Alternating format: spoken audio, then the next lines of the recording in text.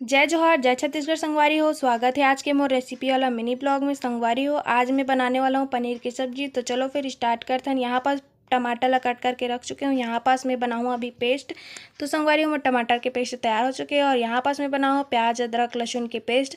फिर मैं निकाले हूँ संगवारी हो पनीर ला, जो कि होममेड पनीर है। आज हमन घर में पनीर बनाए हैं। तो पनीर ला मैं अभी छोटे छोटे टुकड़ा में कट करके रख दूँ। तो यहाँ पास मोर पनीर के टुकड़ा हो चुके हैं संगवारी। ओकर बाद मैं यहाँ अभी कढ़ाई में तेल डाल के गरम करत हूँ, काबर की पनीर ला थोड़ा से हल्का से फ्राई करना है। तो यहाँ पास मोर पनीर हल लाल के होत ले फ्राई हो चुके। ओकर बाद फिर से मैं यहाँ कढ़ाई में तेल डाले हो संगवारी हो गरम करे बर। यहाँ पास मैं जितना पेस्ट बनाया हूँ ओला हल्का से भूनना है संगवारी हो। तो यहाँ पास प्याज मिर्ची लहसुन अदरक के पेस्ट ला भून डाले हूँ। तो यहाँ पास हल्का से लाल के बाद टमाटर के पेस्ट ला डाले हूँ संगवारी हो।